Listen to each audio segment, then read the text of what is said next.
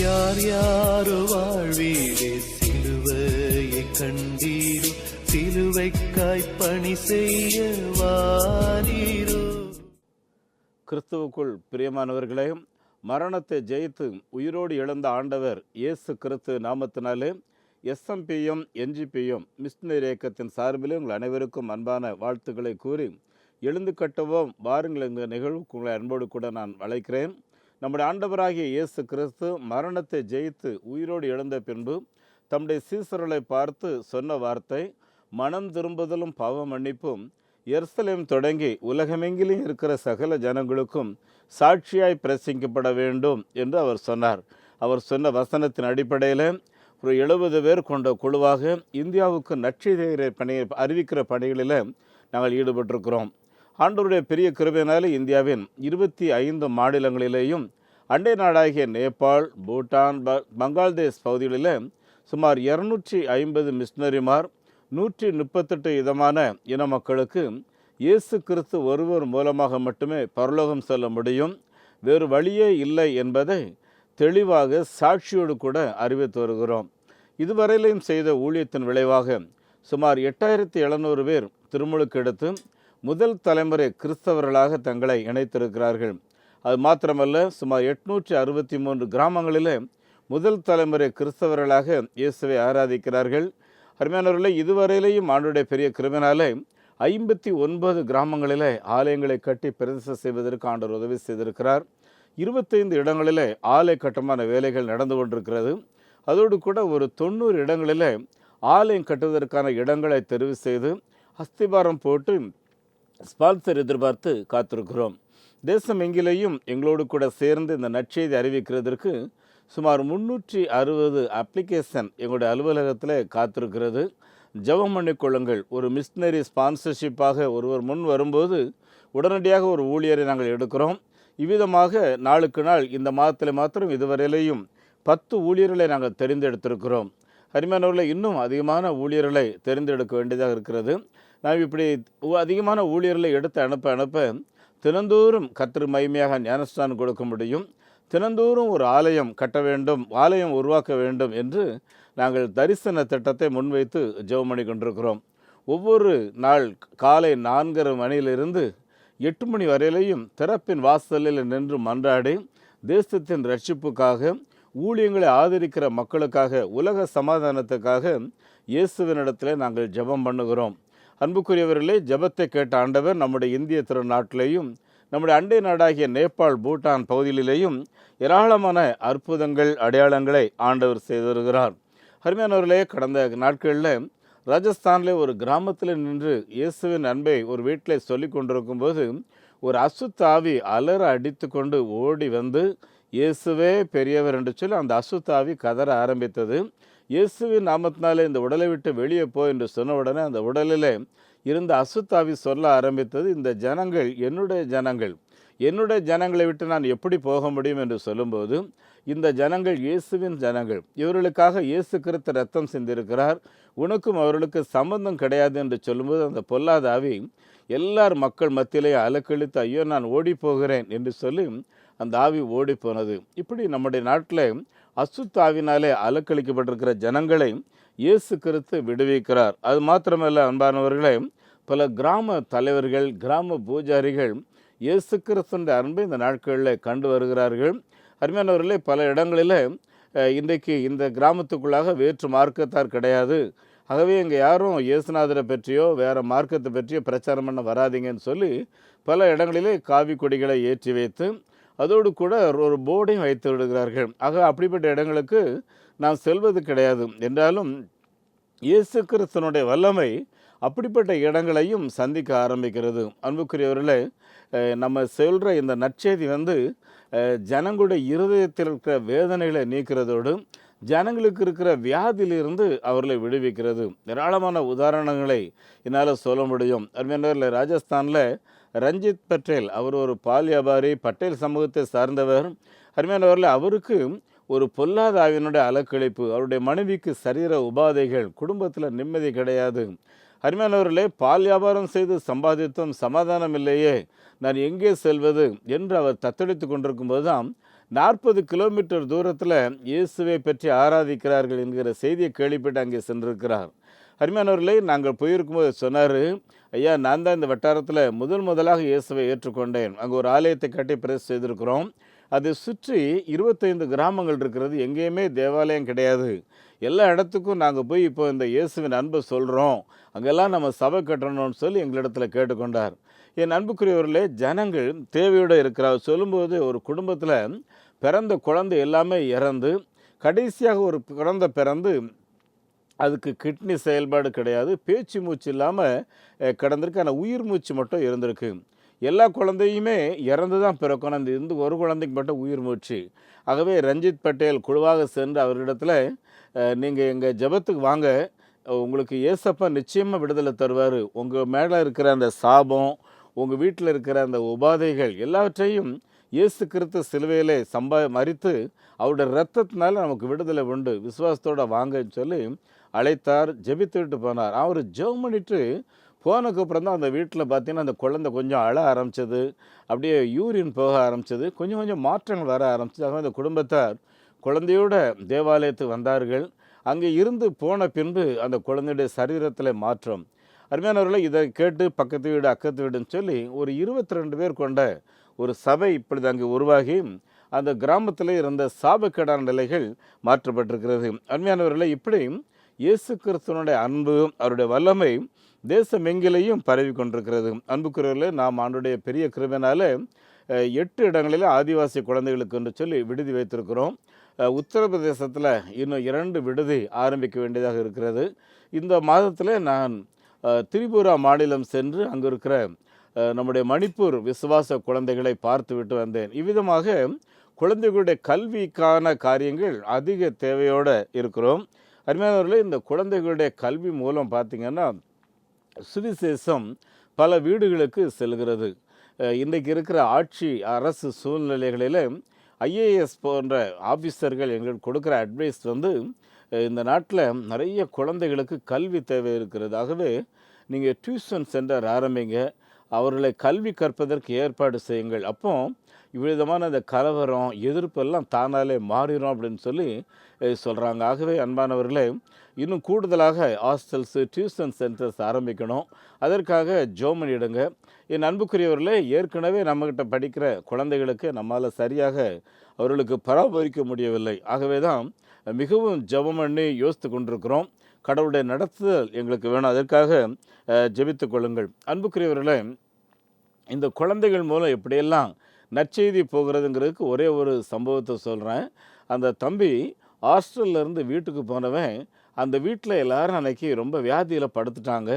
இவன் உடனே கொஞ்ச நேரம் ஜெபம் பண்ணிவிட்டு கிச்சனில் போய் அங்கேருந்த எண்ணெயை கொஞ்சம் எடுத்து முழங்கால் போட்டு ஜெபம் பண்ணிவிட்டு எல்லாருடைய நெத்தியிலையும் அந்த எண்ணெயை போட்டுவிட்டு கடைசியாக மறுபடியும் முழங்கால் படிக்கிட்டு ஜெபம் பண்ணுறான். அவங்க அப்பா எல்லாத்தையும் பார்த்துக்கிட்டு இருந்தவர், நீ என்ன பண்ணுற அப்படின்னு கேட்டோம். சொன்னாலும் எங்கள் ஹாஸ்டலில் நாங்கள் யாருக்காவது காய்ச்சல் வந்துச்சு, வயிற்றுவலி வந்துச்சுன்னா இப்படி தான் நாங்கள் எல்லோரும் ஜெபம் பண்ணுவோம், ஏசப்பா எங்களை சுகமாக்கிடுவாங்க. இப்போவும் பாருங்கள், நம்ம வீட்டில் எல்லாருக்கும் நாளைக்கு காலையில் ஏசப்பா நல்ல சுகத்தை தருவாங்கன்னு சொல்லி.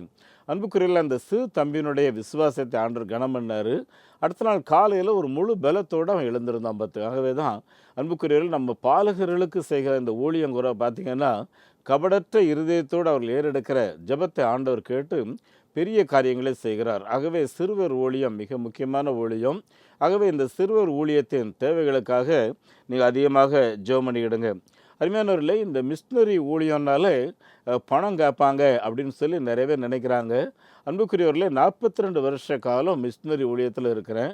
இன்றைக்கும் ஒரு ஆடம்பரமான ஒரு செலவு, ஒரு ஆட்டோவில் போனோன்னா கூட மனசு வராது. காரணம் என்னென்னா, அந்த பணத்தில் ஒரு குழந்தைய படிக்கிறதுக்கு அனுப்பிடலாமே அப்படின்னு சொல்லி தான் அடிக்கடி நாங்கள் நினைக்கிறோம். ஆகவே அன்புக்குரியவர்களே, நீங்கள் கொடுக்குற காணிக்கை 100% அப்படியே நற்செய்தி ஊழியத்துக்கு பயன்படுத்தப்படுது. நிறைய பேர் காணிக்கை அனுப்பிட்டுருக்கீங்க. என்றாலும் ஒவ்வொரு மாதமும் எங்களுக்கு 25 லட்சம் ரூபாய் தேவையாக இருக்கிறது.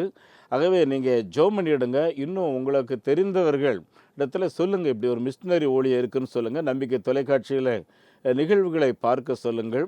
அருமையானவர்களே, இது ஒரு பெரிய ஊழியம். நம்ம எல்லாரும் சேர்ந்து தான் இந்த நாட்டுக்கு நல்ல செய்தியை நம்ம அறிவிக்கிறோம். அது மாத்திரமல்ல அருமையானவர்களே, மிஷினரி பணிங்கிற ஒரு தனி ஆளால் செய்ய முடியாது. அது ஒரு பெரிய மூவ்மெண்ட் பெற்றுடுங்க. இப்படி நம்ம எல்லாரும் சேர்ந்து தான் இந்த நற்செய்தி ஊழியத்தை நம்ம செய்யணும். ஆகவே எங்களோடு சேர்ந்து நீங்களும் கரங்கோர்த்து கொள்ளுங்கள். இந்த ஆத்தும சவால் என்கிற ஒரு பத்திரிகை நாங்கள் வெளியிடுகிறோம். இது ஏசப்பா வரப்போகிறாங்க. அவங்க வரும்போது நம்ம யாருமே வெறுங்கையோடு சந்திக்கக்கூடாது, ஒரு கோடி ஆத்மாக்களோடு சந்திக்கணும்.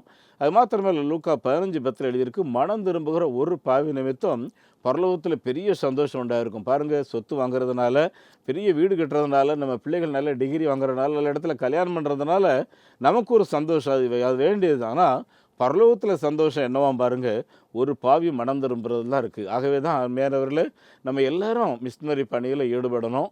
இந்த மிஷினரி பணியில் ஈடுபடுறவங்கள ஆண்டவர் சந்ததியை ஆசீர்வதித்து அந்த குடும்பத்தை ஆண்டவர் பெருக பண்ணுவார். ஜெபம் பண்ணுங்க. ஒரு மிஷினரி ஸ்பான்சர்ஷிப்க்கு 3000 ரூபாய் தேவை.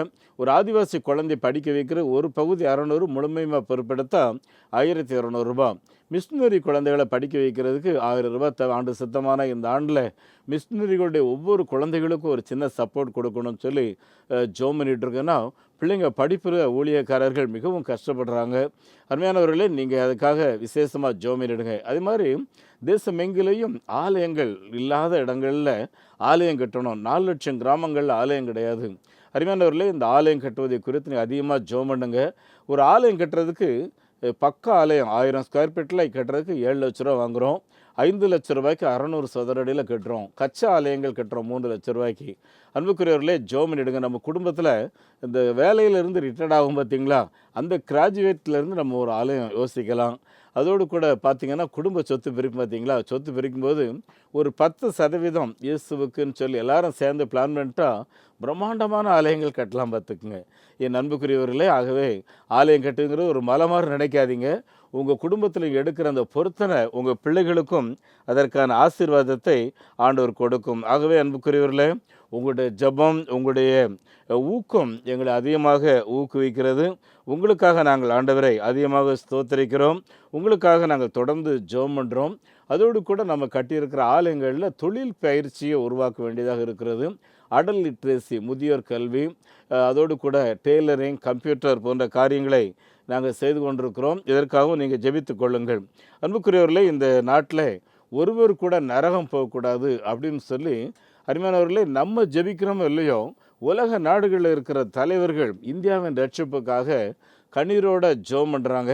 வில்லியம் கேரி பார்த்திங்கன்னா, இந்தியா மேப்பில் கையை வச்சு எப்பொழுதும் ஜெபம் பண்ணிகிட்டே இருப்பார். ஆண்டவரே, இந்தியர்கள் ஒருவர் நரகம் போகக்கூடாது, எல்லாரும் ரட்சிக்கப்படணும்னு சொல்லி அவர் ஜெபம் பண்ணிகிட்டே இருப்பாராம். அப்படிப்பட்ட ஜெபம் பண்ண அந்த ஜெபத்தினால தான் அருமையானே நம்ம நாட்டில் இதுவரையிலையும் பெரிய மாற்றங்கள் ஏற்பட்டு கொண்டிருக்கிறது, நல்ல முன்னேற்றங்கள் வந்து கொண்டிருக்கிறது. ஆகவே அன்புக்குரியவர்களே, இந்த மிஷினரி பணியை நம்ம எல்லாரும் சேர்ந்து செய்வோம். உங்களுடைய ஃப்ரெண்ட்ஸுக்கு, உங்களுடைய குடும்ப உறுப்பினர்களுக்கெல்லாம் சொல்லுங்கள். உங்கள் சபை போதகருக்கு சொல்லுங்கள். அருமையானவர்களே, பேராயர்களுக்கு சொல்லுங்கள். ஏன்னா ஒவ்வொரு பேராயரும் ஒவ்வொரு போதகரும் தரிசனம் பெற்று இந்த தேசத்திலே எங்களுடைய சபை மூலம் ஒரு 10 சபை உருவாக்கப்படணும், என்னுடைய பேராயத்தின் மூலம் இந்த ஆண்டில் ஒரு 100 புதிய கிராமங்களில் சபை உருவாக்கணும்னு சொல்லி ஒவ்வொரு தரிசனம் போட்டோம்னா அருமையானவர்களே, செய்ய வேண்டிய காரியங்கள் நிறையா இருக்குது. அதில் நம்முடைய சிந்தையை செலுத்திடுவோம். மேலாக இன்றைக்கு இருக்கிற ஆட்சி, அரசியல் போன்ற காரியங்களில் தலையிட்டு குடும்பத்திலையும் சாபம், மனசுலையும் நிம்மதி கிடையாது. அன்புக்குரியவர்களே, நம்ம செய்ய வேண்டிய பணி மிகவும் நிறைய பணி இருக்கிறது. ஆகவே இந்த செயல்படுகிற பணியில் ஈடுபடுங்கள். உங்கள் வீட்டில் இப்படிப்பட்ட காணிக்கை பெட்டி நீங்கள் வாங்கி வைக்கலாம். எங்கள்கிட்ட சொன்னீங்கன்னா கொண்டு வந்து கொடுத்துருவோம். இந்த காணிக்கை பெட்டி நீங்கள் வாங்கி வைக்கிறதுல சேர்க்குற காணிக்கையில் ஆலயம் கட்டுவதற்கு, இடங்கள் வாங்குகிறதற்கு இந்த பணங்களை நாங்கள் பயன்படுத்துவோம். அருமையானவர்களே, உங்களுடைய வங்கி எண்ணை குறித்து வைத்துக் கொள்ளுங்கள். நெகேமியா new generation partaker moment NGPM, state bank of India, account number 42 17 80 20 691, IFSC code SPIN 0061767. இதுக்கு நீங்கள் சிறப்பு நன்கொடை கொடுக்கும்போது 80G என்கிற அந்த வரி விலைக்கை நாம் பெற்றுக்கொள்ள முடியும். அதே போல் salvation mission partaker moment, Canara bank, account number 12 00 34 54 94 90, IFSC code CNRP 000 5652. எங்களுடைய தொடர்பு முகவரி தொலைபேசி எண் 90 43 86 7547373750. உங்களுடைய ஜெபத்துக்காக நீங்கள் கூப்பிடலாம். நாம் 6381471704. உங்களுடைய குடும்ப தேவைகள், குடும்ப பிரச்சனைகளுக்காக ஜெபிக்கிறதற்காக நீங்கள் கீழ்க்கண்ட நபரை தொடர்பு கொள்ளலாம். 6381471704. அதோடு கூட 97 90 70 90 95 இந்த தொலைபேசியிலே தொடர்பு கொள்ளுங்கள். எங்களுடைய அலுவலகம் நம்பர் 2 எம்ஜிஆர் தெரு, பதுவஞ்சேரி, சென்னை 126. அன்புக்குரியவர்களே, நம்முடைய ஆண்டவராகிய இயேசு கிறிஸ்து இந்த பூமியில் ஊழியம் செய்த காலங்களில் அடிப்படையாக செய்த ஊழியம் சுகமளிக்கும் ஊழியம். ஏன் இயேசு கிறிஸ்து இந்த சுகமளிக்கும் ஊழியத்தை செய்தார் என்றால், ஒவ்வொரு மனிதர்களும் பிசாசினாலே பாதிக்கப்பட்டு, இன்னும் இயற்கை சூழ்நிலைகளினாலே பாதிக்கப்பட்டு, சரீரத்தில் பல நோய்களை சுமந்து கொண்டு மன நிம்மதி இல்லாதவர்களாக வேதனையோடு கூட சம்பாத்தியங்களே மருத்துவமனைக்கு போகக்கூடிய விதத்தில் இருக்குது. அப்படி செலவு பண்ணாலும் அதில் பிரயோஜனம் இல்லாமல், நம்பிக்கை இல்லாமல் நிறைய பேர் இருக்காங்க. அருமையானவர்களே, நான் முன்னேற்ற பணியில் கிட்டத்தட்ட 42 வருஷம் நான் இருந்திருக்கிறேன். ஒரு குடும்பத்தினிடத்தில் அவங்கள்ட்ட ஒரு மோட்டார் சைக்கிள் வேணும்னு கேட்டோம். அந்த நேரம் பார்த்து அவங்க கொஞ்சம் சிக்காக இருந்தாங்க. ஆக டாக்டர்கிட்ட போயிருக்காங்க. டாக்டர் சொல்லிட்டாங்க, இந்த ஆப்ரேஷன் பண்ணுறதுக்கு கிட்டத்தட்ட ஒரு 60,000 ரூபா ஆகும். ஆனால் 90% விடுதலை கிடைக்கும்னு சொல்லி நான் உங்களுக்கு நம்பிக்கை சொல்ல மாட்டேன். ஆனால் எனக்கு தெரிஞ்ச அளவுக்கு இந்த ஆப்ரேஷன் ஒன்று தான் வழி. அந்த சரீரத்தில் இருக்கிற நோய்களுக்கு அது ஒன்று தான் வழி. ஆனால் 90% விடுதலை கிடைக்கும்னு நான் நம்பிக்கை கொடுக்க மாட்டேன். இதுதான் அவங்களுடைய ஒரு ஸ்டேட்மெண்ட், டாக்டருடைய ஸ்டேட்மெண்ட். என்னிடத்துல அந்த காரியத்தை சொன்னாங்க. அப்போ நான் சொன்னேன், அக்கா 90% நம்பிக்கை இல்லைன்னு ஒரு டாக்டர் சொல்லும்போது நம்ம ஏன் ரிஸ்க் எடுக்கணும்? ஆண்டுடைய கரத்தில் ஒப்பு கொடுத்து நம்ம ஜெபம் பண்ணுவோம். இயேசு அற்புதர். நம்ம எல்லாருக்கும் தெரியும், பைபிளில் நிறைய அற்புதம் நடந்திருக்கு. முடவர்களை நடக்க வைத்திருக்கிறார். இன்றைக்கு உங்களுடைய பணித்தளத்தில் முடவர்கள் நடக்கிறாங்க. அருமையானவர்களே, நான் போன வாரத்தில் ஆந்திரா பணித்தளத்துக்கு போயிருக்கும்போது அங்கே ஒரு செவிட்டு தம்பிக்காக ஜெபம் பண்ணிட்டு வந்தோம். அவனுக்கு காது கேட்காது, மெமரி பவர் கிடையாது, பேச முடியாது. ஆனால் அப்படிப்பட்டவன் கடந்த 3 மாதத்துக்கு முன்னாடி போயிருக்கும்போது நாங்கள் போயிருக்கும்போது சிறப்பானவனாக இருந்தேன். எங்கள் இடத்துல சொன்னாங்க, நாங்கள் போன முறை வந்திருக்கும்போது ஜெபம் பண்ண அந்த தம்பி தான் இப்போ பாருங்கள் எவ்வளோ அற்புதமாக பேச ஆரம்பிக்கிறாங்க. பேசாத செவிடர்களை பேச வைக்கிற ஆண்டவர். ஆகவே அதெல்லாம் அவங்கக்கிட்ட சொல்லி ஜெபம் பண்ணிட்டு வந்துட்டோம். அவங்களும் அந்த மருத்துவமனைக்கு கொடுக்கணுங்கிற காசை அப்படியே கர்த்தருக்குன்னு சொல்லி ஊழியர்கள் பயன்படுத்துறதுக்குன்னு மோட்டார் சைக்கிளுக்கு அந்த பணத்தை எடுத்துகிட்டு வந்து என் கையில் கொடுத்தாங்க. கண்ணீரோட ஜெபம் பண்ணி வாங்கினேன். ஏன்னா டாக்டருக்கு கொடுக்க வேண்டிய பணத்தை இயேசுநாதருடைய நற்செய்தி பணிக்கு கொடுக்குறாங்களே. கர்த்தாவே, நீர் ஏதாவது ஒரு அற்புதத்தை செய்தே ஆக வேண்டும். அன்புக்குரியவர்களே, இந்த போராட்டமான ஜெபத்தை ஆண்டவர் கேட்டு, இந்த மன்றாட்டை ஆண்டவர் கேட்டு அந்த அண்ணனை எழுந்து நடக்க பண்ணி அவங்களுடைய இடுப்பு முறிவையெல்லாம் மாற்றி சிறந்த பலத்தை தேவனுக்கு கொடு. ஆகவே தான் இயேசு கிறிஸ்து அவருடைய ஊழிய காலங்களிலே தேவை நிறைந்தவர்களை பார்க்கும் பொழுதெல்லாம் மனதுருகினார். அவர்களை பார்த்து கண்ணீர் சிந்தினார். அவர் ஒரு இடத்துல கூட ஒரு அற்புதத்தை செய்யாமல் போகவே இல்லை. யாரெல்லாம் விசுவாசித்தார்களோ அவங்க எல்லாமே அற்புதத்தை அனுபவித்தார்கள். ஆனால் விசுவாசியாமல் சந்தேகத்தோடு கேட்பாங்கல்ல, இவன் யார், இவன் என்ன எனக்கு அற்புதத்தை செய்கிறது, இவன் என்ன மத தலைவன், அப்படிலாம் சிலர் கேவலமாக நினைப்பாங்க இல்லையா? அவங்களுக்கு ஒன்றும் நடக்காது. ஆனால் யார் விசுவாசிக்கிறாங்களோ அவங்க வாழ்க்கையில் ஆண்டவர் பெரிய காரியங்களை செய்கிறார். அன்பானவர்களே, இந்த ஆரோக்கியமான வாழ்வு என்பது ஒவ்வொரு மனிதனுக்கும் அடிப்படை உரிமை அப்படிங்கிறது தான் யாக்கோபு என்ற நற்செய்தியாளர் அவருடைய புஸ்தகத்தில் எழுதுகிறாரு. இந்த யாக்கோபு யாருன்னு சொல்லி பார்த்தீங்கன்னா, இயேசு கிறிஸ்துனுடைய சொந்த சகோதரர். அது மாத்திரமல்ல அன்புக்குரியவர்களே, இயேசு கிறிஸ்து காலங்களிலே இவர் இயேசு கிறிஸ்து விசுவாசிக்காமல் எதிர்த்து நின்றவர் தான். ஆனால் இயேசு கிறிஸ்துனுடைய மகிமையையும் உயிர்த்தெழுதலையும் அவருடைய வார்த்தைகளையும் அதிசயங்களையும் அற்புதங்களையும் பார்த்த பின்பு எப்பொழுது முழங்காலில் நின்று ஜெபம் பண்ணி இயேசு கிறிஸ்துவனுடைய ராஜ்யம் இந்தியாவில் உலக அளவில் ஸ்தாபிக்கப்பட வேண்டும், உலக மனிதர்களுக்கு சமாதானம் இயேசுவிலே உண்டு என்பதை அவர் அடிப்படையாக உலக மக்களுக்கு சொல்லுகிறார். சொல்லும்போது என்ன சொல்கிறாருன்னா, இந்த பைபிளில் இருக்கிற ஒவ்வொரு வசனங்களும் நம்ம எல்லாருமே தன்னுடைய வாழ்வில் கடைபிடிக்க வேண்டிய ஒன்று. இதை கடைபிடிச்சிட்டோன்னா நோய்களும் இருக்காது, சமாதானமாக இருக்கும் அப்படின்னு சொல்கிறாரு. என் அன்புக்குரியவர்களே, இன்றைக்கு உலக அளவில் ஒரு கலவர சூழல். அருமையானவர்களே, குண்டு வெடிப்பு ஆங்காங்கே விழுந்து கொண்டு இருக்கிறது. உன்னை நான் அழித்து விடுவேன், என்னை நீ அழித்து விடுவையா என்று ஒருவரை ஒருவர் சவால் விட்டு ஒரு கலகமான ஒரு நிலை, குறிப்பாக அரபு நாடுகள் அதிகமாக பாதிக்கப்பட்டு அங்கே இருக்கிற நம்முடைய சகோதரர்களில் பலர் கண்ணீரோட ஜெபம் பண்ணிக்கிட்டு இருக்கிறார்கள். என் அன்புக்குரியவர்களே, உலக அளவில் இயேசு கிறிஸ்துவை பின்பற்றுகிறவர்களுக்காக, அருமையானவர்களே, மிஷினரி பணிகளை நேசிக்கிறவர்களுக்காக நாங்கள் அதிகமாக ஜெபம் பண்ணுறோம். அப்படி ஜெபம் பண்ணும்போது ஆண்டவர் சொன்னார், எப்படி மோசேயை கன்மலை வெடிப்புக்குள்ளாக வைத்து நான் பராமரித்தனோ அதே போல் என்னுடைய நாமத்தை நம்புகிறவர்கள், என்னுடைய நாமத்தை பிரஸ்தாபப்படுத்துகிறவர்கள், என்னுடைய நாமத்தை மற்றவர்களுக்கு அறிவிக்கிறதுக்காக தங்களுடைய சம்பாத்தியத்தை செலவு பண்ணுகிறவர்களை நான் பாதுகாப்பேன் என்று சொல்லியிருக்கிறார். ஆகவே அன்புக்குரியவர்களே, கலங்காதிருங்கள். உலக அளவில் இருக்கிற நம்முடைய பிள்ளைகளை தேவன் நிச்சயமாக பாதுகாப்பார். அது மாத்திரமல்ல, அவருடைய சம்பாத்தியங்கள் வீண் போகாது. ஆகவே அன்பையானவர்களே, ஆண்டவர் சொல்கிறாரு, உன்னுடைய சம்பாத்தியத்தை உன்னுடைய சத்துருக்களுக்கும் உன்னுடைய திராட்சை ரசத்தை அந்நிய புத்திரர்களுக்கும் புசிக்க கொடுக்க மாட்டேன் என்று சேனைகளின் தேவனாய் கர்த்தர் தம்முடைய பரிசுத்த வைராக்கியத்தில் உரைக்கிறார் என்று. ஆகவே அவர் சொன்னபடி செய்கிற ஆண்டவர். ஆகவே கலங்காதிருங்கள். என் அன்புக்குரியவர்களே, இங்கே இந்த யாக்கோபு சொல்லும்போது என்ன சொல்கிறாரு, இப்படி உலக மக்களுக்கு ஒரு ஆரோக்கியம், ஒரு சமாதானம் இயேசுவினிடத்தில் உண்டு அப்படிங்கிற சொல்லிட்டு என்ன சொல்கிறார் பாருங்க. யாக்கோபு 5வது அதிகாரத்தில் 13லிருந்து 15 வரையிலும் சொல்லும்போது, உங்களிலே ஒருவன் துன்பப்பட்டால் அவன் ஜெபம் பண்ண வேண்டும். அது மாத்திரமல்ல, ஒருவன் சந்தோஷமாக இருந்தால் இன்னும் கர்த்தர் அதிகமாக நீங்கள் சங்கீதத்தினாலே மகிழ்ச்சியோடு அவரை ஆராதியுங்கள். இதை சொல்லிவிட்டு என்ன சொல்கிறாரு, உங்களிலே ஒருவன் வியாதிப்பட்டால் அவன் சபை மூப்பர்களை வரவழைப்பானாக என்று சொல்லுகிறார். அன்புக்குரியவர்களே, இந்த இடத்துல பாருங்க, இயேசு கிறிஸ்துவோடு கூட இருந்தவர்கள் அவருடைய சீஷர்கள் அல்லவா. அந்த சீஷர்கள் அன்னைக்கு அங்கே தான் இருந்தாங்க. யாக்கோபு என்ன எழுதியிருக்கணும், உங்களில் ஒருவர் வியாதிப்பட்டால் நீங்கள் அவருடைய சீஷர்களை வரவழையுங்கள், அவங்க உங்களுக்காக ஜெபம் பண்ணுவாங்க அப்படின்னு சொல்லியிருக்கலாம். ஆனால் இங்கே யாக்கோபு என்ன சொல்கிறாரு, சபை என்று ஒன்று இருக்கிறது, அந்த சபைக்கு போதகர் இருக்கிறார், அந்த சபையினுடைய மூப்பர்கள் இருக்கிறார்கள், அவர்களை அழையுங்கள், அவர்கள் வந்து உங்களுக்கு ஜெபம் பண்ணுவாங்க. அப்படின்னா இந்த சீசர்களுக்கு என்ன வேலை? சீசர்களுக்கு இன்னும் வெளியில் நிறைய ஆடுகள் இருக்கு இல்லையா, அவங்களுக்கு இந்த நல்ல செய்தியை சொல்லி அந்த ஆடுகளுக்கு சமாதானத்தையும் ஆறுதலையும் கொடுத்து மந்தைக்குள்ளே கொண்டு சேர்க்க வேண்டியதான் சீசர்களோட வேலை. மிஷினரி இயக்கங்களை நடத்துகிற எனக்கு அடிக்கடி மனதில் வரக்கூடிய எண்ணங்கள், ஆண்டவரே, இந்த மந்தைக்கு வெளியாக கோடி கோடியாய் ஜனங்கள் இருக்கிறார்களே, அவர்களை மந்தைக்குள் கொண்டு வர வேண்டும்.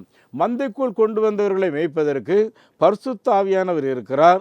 அதோடு கூட சபைக்கு பொறுப்பாக நியமிக்கப்பட்ட போதகர், சபைக்கென்று மூப்பர்கள் நியமிக்கப்பட்டு நாம் வைத்திருக்கிறோம் இல்லையா. எலெக்ஷன் மூலமாக நிர்வாகக்குழு உறுப்பினர்களை தேர்ந்தெடுக்கிறோம். அவர்கள் வந்து எண்ணெய் பூசி ஜெபம் பண்ண வேண்டும். என் அன்புக்குரியவர்களே, அந்த ஜெபம் விசுவாசத்தோடு ஏறெடுக்கப்படுமே என்றால் அந்த ஜெபம் பிணியாளியை ரட்சிக்கும் என்று இங்கே யாக்கோபு எழுதுகிறார். என் அன்புக்குரியவர்களே, அப்படின்னா நம்ம எங்கே போகிறோம் ஜெபம் பண்ணுறதுக்கு, நம்முடைய குடும்ப உபாதைகளுக்கு யார்கிட்ட போய் நிற்கிறோன்னு சொல்லி பாருங்கள். என்னுடைய சொந்த கிராமம் வெள்ளாளன் உலை, அது வந்து தூத்துக்குடி மாவட்டத்தில் இருக்குது. அந்த நாட்கள்லையும் சரி இந்த நாட்கள்லையும் சரி தேவாலயத்தில் போய் தங்களுடைய குடும்ப பிரச்சனைகள் வியாதிகளுக்காக ஜெபம் பண்ணுவார்கள்.